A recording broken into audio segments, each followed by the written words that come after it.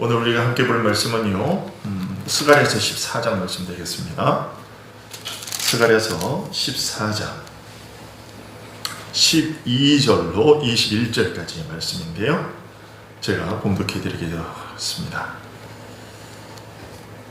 스가랴서 14장 12절부터 21절까지 되겠습니다.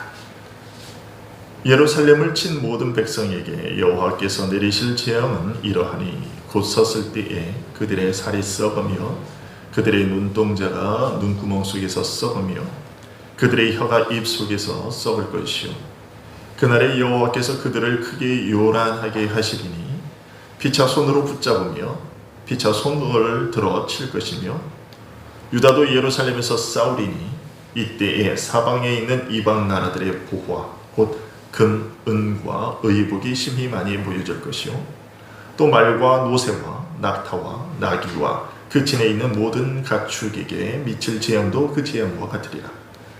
예루살렘을 치러 왔던 이방 나라들 중에 남은 자가 해마다 올라와서 그 왕 만군의 여호와께 경배하며 초막절을 지킬 것이라. 땅에 있는 족속들 중에 그 왕 만군의 여호와께 경배하러 예루살렘에 올라오지 아니하는 자들에게는 비를 내리지 아니하실 것인지 만일 애굽 족속에 올라오지 아니할 때에는 비 내림이 있지 아니하리니 여호와께서 초막절을 지키러 올라오지 아니하는 이방 나라들의 사람을 치시는 재앙을 그에게 내리실 것이라. 애굽 사람이나 이방 나라 사람이나 초막절을 지키러 올라오지 아니하는 자가 받을 벌이 그러하니라. 그날에는 말 방울에까지 여호와께 성결이라 기록될 것이라. 여호와의 전에 있는 모든 솥이 제단 앞 주발과 다름이 없을 것이니 예루살렘과 유다의 모든 솥이 만물의 여호와의 성물이 될 것인지 제사 드리는 자가 와서 이 솥을 가져다가 그것으로 고기를 삶으리라. 그날에는 만물의 여호와의 전에 가나안 사람이 다시 있지 아니하리라. 아멘. 하나님의 거듭된 경고에도 불구하고 우상 숭배와 불순종의 죄악에서 벗어나지 않았던 북이스라엘과 남유다는 결국 아시리아와 바벨론에게 멸망당하고 말았습니다. 하지만 하나님께서는 선지자들을 통해 약속하신 70년의 포로 생활이 지난 후 그들 중에 일부를 본토인 이스라엘로 예루살렘으로 다시 돌아오게 하셨습니다. 본토로 돌아온 유대인들은 에스라, 느헤미야, 그 다음에 학계 선지자 등의 그런 지도 아래서 무너진 예루살렘 성과 성전을 재건하는 일을 진행했습니다. 하지만 성전 재건 사업은 사마리아와 인근 국가들의 집요한 방해로 기초만 놓은 채 16년 동안이나 중단되는 어려움을 겪기도 했죠. 하지만 하나님께서는 학계 선지자를 통해서 중단되었던 성전 건축을 재개하도록 명하셨고 그 일이 진행되는 가운데 스가랴 선지자를 통해 성전을 다시 짓게 하시는 성전 짓는 일의 영적인 의미를 알려주셨습니다. 그것은 장차 그리스도께서 이스라엘 주변의 성전 건축을 방해하였던 그 민족들로 상징되는 사탄의 권세를 무너뜨리고 그들을 심판하고 마침내 죄의 포로되었던 하늘나라 백성들의 구원과 또 하나님 나라를 완성하실 것이다 라는 것을 알려주는 것이었죠. 그것이 스가랴서 12장부터 14장까지가 다루고 있는 내용이고 그런데 우리는 오늘 그 마지막 부분을 살펴보게 되었습니다. 지난주에 살펴보았던 스가랴서 14장 1절부터 11절까지의 말씀은 그리스도의 재림 직전에 열방이 그리고 모든 민족이 모든 나라가 하나님의 백성을 핍박하겠지만 하나님의 도우심으로 하나님의 백성이 승리하게 될 것 그리고 세상을 심판하여 자기 백성을 구원하시고 온 세상의 왕이 되신 그리스도가 완성시키는 하나님 나라의 영광이 어떠할 것인가 하는 것을 알려주고 있었습니다. 그에 이어지는 오늘 본문은요, 먼저는 열방과 하나님 사이의 전투에서 패배하게 될 그 침략자인 원수인 사탄과 그의 하수인들이 어떠한 하나님의 진노를 받게 될 것인가 하는 것을 알려주고 있습니다. 12절에 예루살렘을 친 모든 백성에게 여호와께서 내리실 재앙은 이러하니 라는 말이 바로 그것이죠. 즉 하나님을 대적하고 하나님의 백성들을 괴롭히던 자들을 하나님께서 심판하실 것이다 라는 것을 말하고 있습니다. 그러면 하나님께서는 그 원수들에게 어떠한 재앙을 내리실 것인가? 선지자는 이렇게 얘기합니다. 12절 중간부터 보시면요, 곧 섰을 때에 그들의 살이 썩으며 그들의 눈동자가 눈구멍 속에서 썩으며 그들의 혀가 입 속에서 썩을 것이요 라고 그 재앙의 문을 열고 있습니다. 즉 하나님께서 악인들을 심판하실 때에는요, 우리가 이것을 보면 외부로부터 하나님의 심판이 꼭 외부적인 물리적인 바깥으로부터 오는 어떤 공격과 이런 것들이 있어야만 그들이 멸망하다 하는 것처럼 우리가 생각이 될 수 있는데, 여기 12절의 이 말씀을 보면 꼭 그러한 외부로부터의 공격이 없더라도, 공격하러 오는 자들이 없더라도 그들이 스스로 멸망하게 된다라는 것을 말씀하시죠.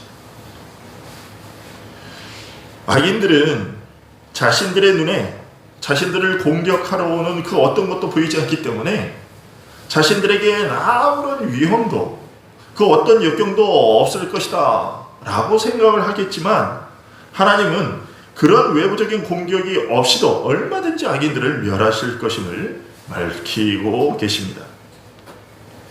이런 사실에 대해서 잠언을 기록한 지혜자는 이렇게 얘기를 하고 있습니다. 잠언 28장 1절을 보시면요, 악인은 쫓아오는 자가 없어도 도망한다 라는 것입니다.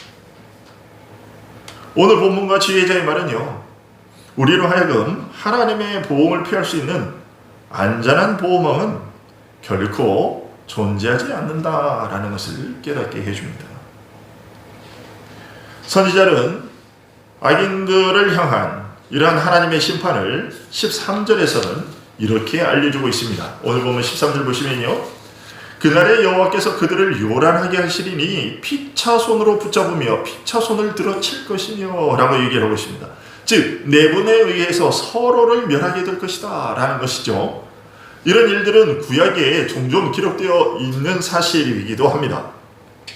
여러분, 먼저 사사기 7장의 기록을 한번 우리가 되새겨보면요, 사사기 7장에 보면 하나님께서 기드온을 들어서 미디안을 치실 때 이렇게 하셨어요. 사사기 7장 21절 22절을 보면 각기 제자리에 서서 그 진영을 에워싸매 그 온 진영의 군사들이 뛰고 부르짖으며 도망하였는데 300명이 나팔을 불 때 여호와께서 그 온 진영에서 친구끼리 칼로 치게 하심으로 적군이 도망하여, 이렇게 얘기를 하고 있습니다. 그리고 사무엘상 14장에서는요, 요나단이 그의 칼을 든 자와 둘이서 블레셋 진영으로 들어갔을 때에도 블레셋 군사들이 자기들끼리 서로 칼을 휘둘러 죽였고, 역대하 20장에서는 암몬과 모압 자손이 연합군을 형성해서 남유다 여호사밧 왕을 공격하러 왔다가 자기들끼리 서로 죽임으로써 패배하도록 하셨습니다. 사무엘상 14장 20절을 보면요, 사울과 그와 함께한 모든 백성이 모여 전장에 가서 본즉 블레셋 사람들이 각각 칼로 자기의 동무들을 침으로 크게 혼란하였더라, 이렇게 얘기를 하고 있어요.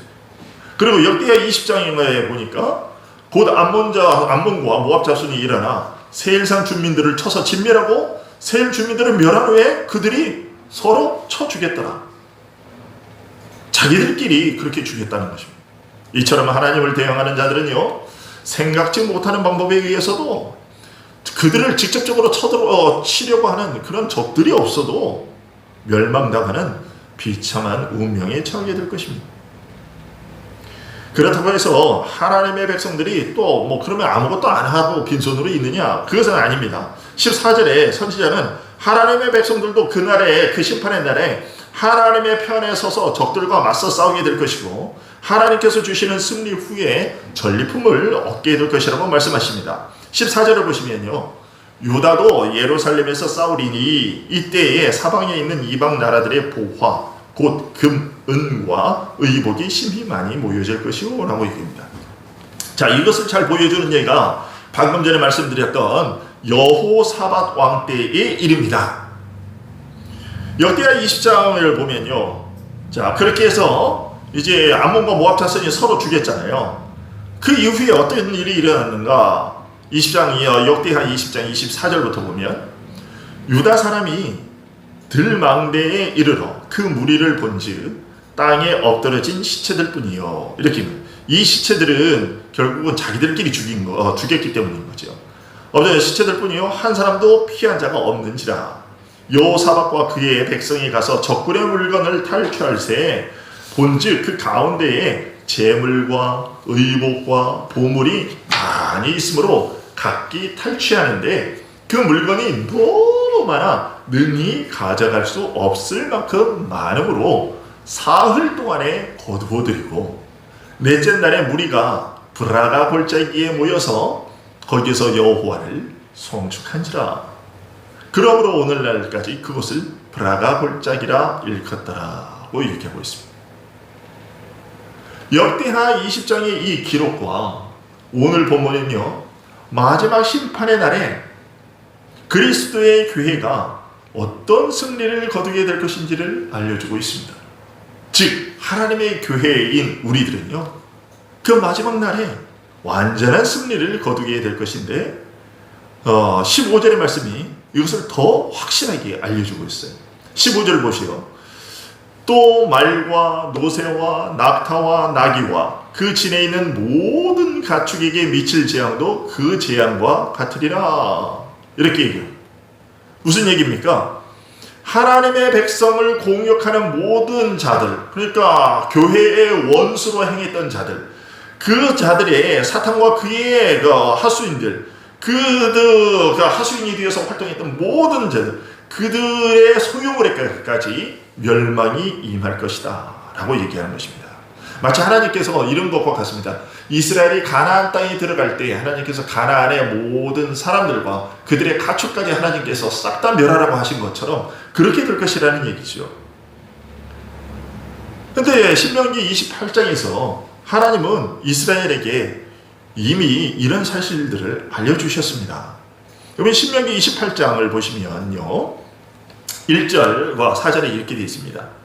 네가 네 하나님 여호와의 말씀을 삼가 듣고 오늘 내게 명령하는 그의 모든 명령을 지켜 행하면 네 하나님 여호와께서 너를 세계 모든 민족 위에 뛰어나게 하실 것이라. 내 몸의 자녀와 내 토지의 소산과 내 짐승의 새끼와 소와 양의 새끼가 복을 받을 것이며 라고 말씀하세요. 그러나 반대로 신명기 28장 15절에 보시면 반대로요, 네가 만일 내 하나님 여호와의 말씀을 순종하지 아니하여 내가 오늘 네게 명령하는 그의 모든 명령과 규례를 지켜 행하지 아니하면 이 모든 저주가 네게 임하며 네게 이를 것이라. 내 몸의 소생과 내 토지의 소산과 내 소와 양의 새끼가 저주를 받을 것이며 라고 하셨습니다. 이처럼요, 마지막 심판의 날에 하나님을 경외하는 자와 하나님의 은혜를 저버리고 원수되게 행하는 자들에게는요, 철저히 반대되는 결과가 임하게 될 것인데 16절부터 19절이 말하는 바도 바로 그것입니다. 먼저 16절에서 선지자는요, 이렇게 얘기하죠. 예루살렘을 치러 왔던 이방 나라들 중에 남은 자가 해마다 올라와서 그 왕 만군의 여호와께 경배하며 초막절을 지킬 것이라. 무슨 얘기입니까?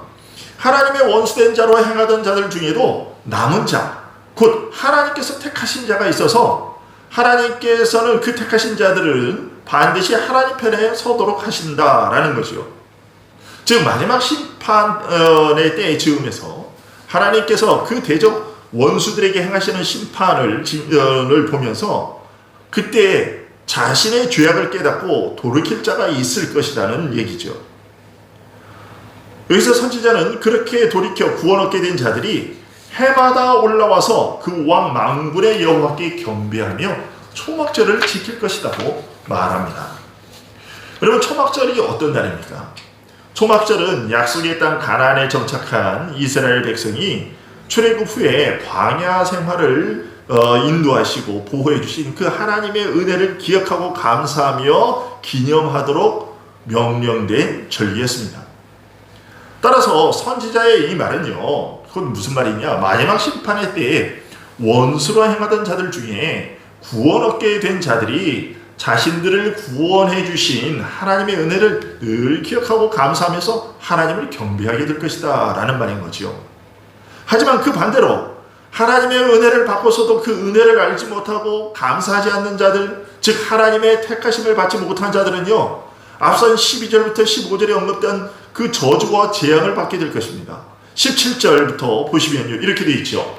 땅에 있는 족속들 중에 그 왕 만군의 여호와께 경배하러 예루살렘에 올라오지 아니하는 자들에게는, 그러니까 뭐 한마디로 쉽게 얘기하면 이런 말이죠. 끝까지 하나님을 믿지 않는, 하나님을 대적하는, 예수 그리스도를 믿지 않는 그런 불신자들에게는 하나님께서 비를 내리지 아니하실 것인지, 만일 애굽 족속에 올라오지 아니할 때에는 비 내림이 있지 아니하리니 여호와께서 초막절을 지키러 올라오지 아니하는, 하나님의 은혜에 대해서 전혀 감사할 줄 모르는 그러한 이방 나라들의 그런 사람을 치시는 재앙을 그들에게 내리실 것이다. 애굽 사람이나 이방 나라 사람이나 초막절을 지키러 오지 아니하는 자, 다시 한번 말씀드리지만 하나님의 구원의 은혜, 그것을 전혀 알지 못하는 자, 그런 자들과 받을 벌이 그러하다. 비를 내리지 아니하실 것이라는 이 말은 자신들의 생명을 유지하는 데 필요한 모든 것들을 공급해 주지, 그들이 필요한 모든 것들을 하나님께서 공급해 주지 않으실 것이라는 얘기인 것이요. 다시 말해서 생명을 유지하는 데 필요한 결정적인 것을 주지 않는다. 그래서 파멸에 이르게 한다는 얘기인 거지요. 그러나 한편으로 하나님을 섬기지 않는 자들에게 그렇게 비를 내리지 아니하신다는 이 사실은요, 지금 우리에게도 많은 깨달음을 줍니다. 뭐냐면, 지금 우리가 보고 있는 저 하늘과 땅이 우리를 향한 지극한 하나님의 사랑을 보여주는 증거물이다 라는 것을 깨닫게 해주죠. 왜냐하면요, 하나님의 명령을 따라 저 하늘이 그냥 비를 내리는 것 아니고 땅이 그냥 비를 흡수하는 것 아니죠. 저절로 되는 것 아니고요.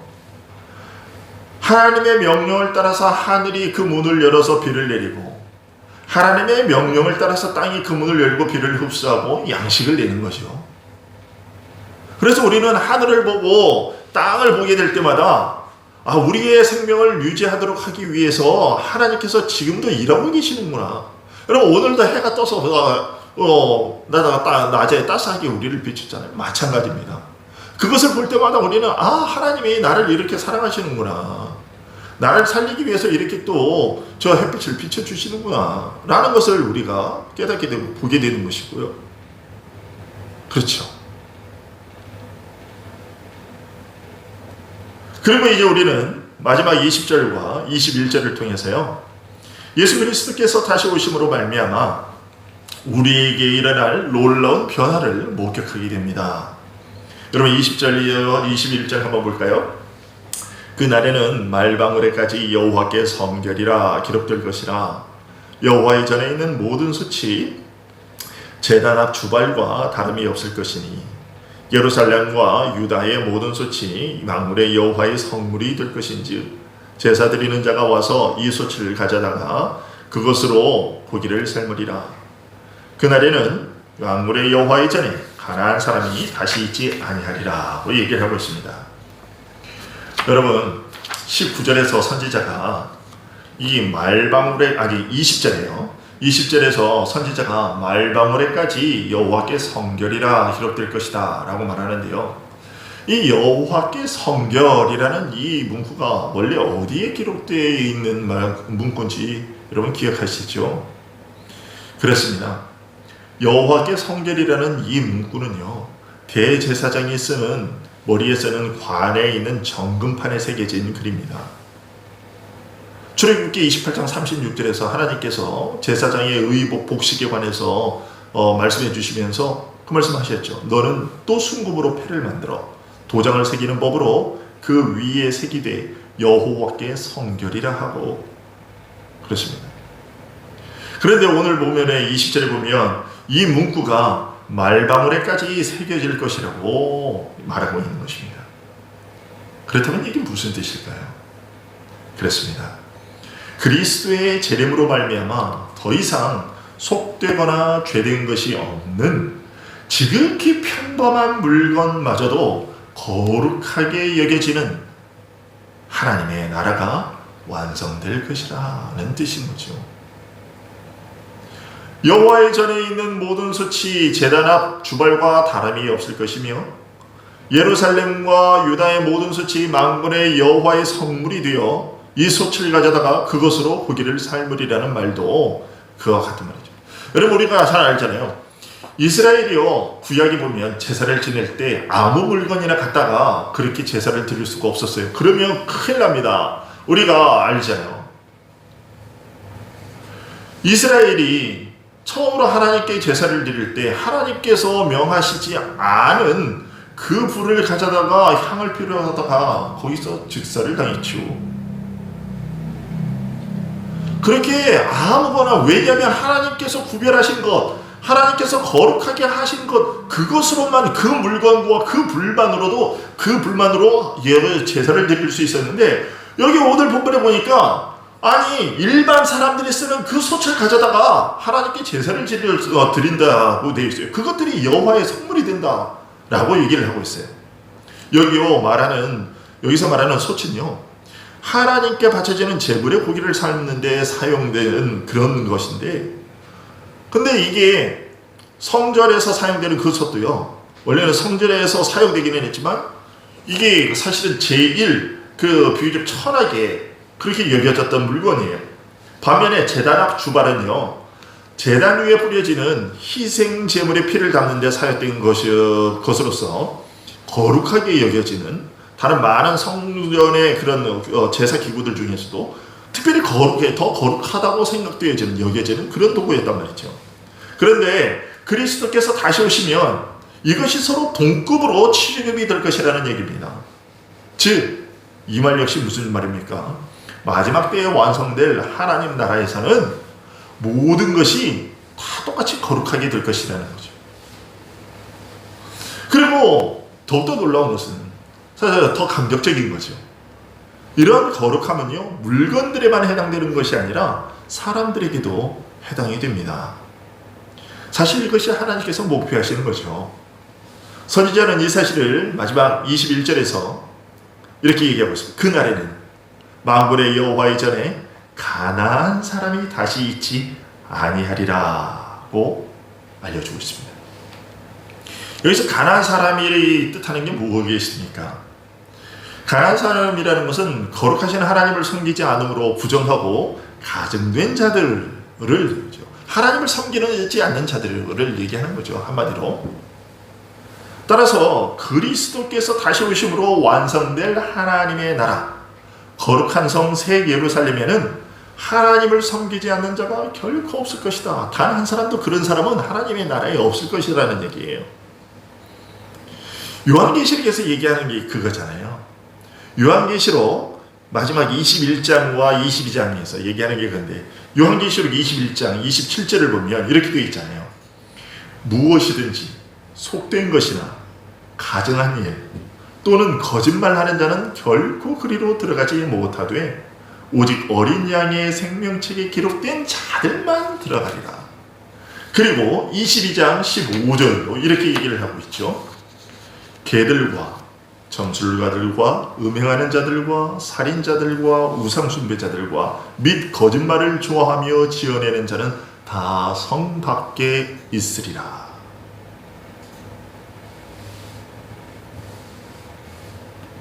이처럼 그리스도께서 오심으로 말미암아 교회는 순전해질 것입니다. 다시 오실 때 교회는 완전히 순전해질 거예요.